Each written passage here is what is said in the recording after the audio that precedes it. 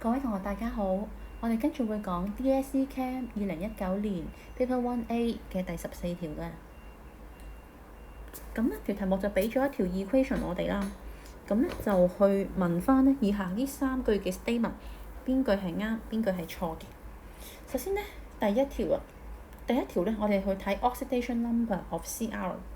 咁呢個 oxidation number of Cr 係咪 decrease 呢？咁我哋呢一齊去睇翻嗰個嘅 reactant 先。咁好啦，喺 NH4 2Cr2O7 裏邊呢，其實我哋可以將佢睇成為呢有2個 NH4 正啦，再加埋呢一個 Cr2O7 二負嘅。好啦。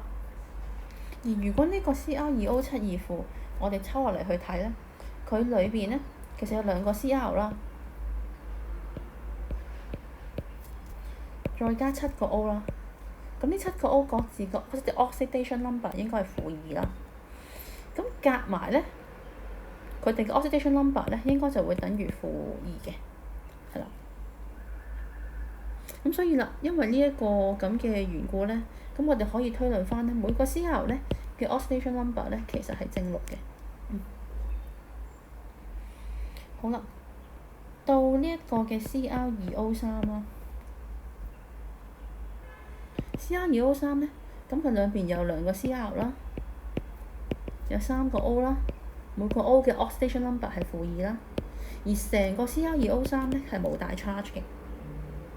咁所以呢，我哋計翻呢 Cr 嘅 oxidation number 呢應該就係正3啦。咁由正6變正3呢，咁就證實咗呢個 oxidation number of Cr 呢係 decrease 㗎啦。跟住呢，第2題啦 ，only covalent bonds are broken and formed。咁係咪嘅呢？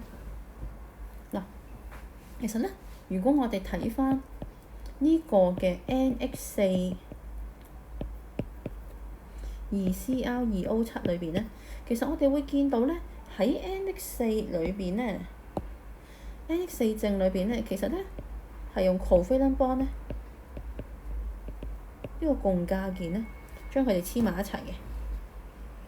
好啦，咁但係啦 NH4 正同 Cr2O7 之間呢，其實呢就會有一個 ionic bond 喺呢個 cation 同 anion 之間嘅。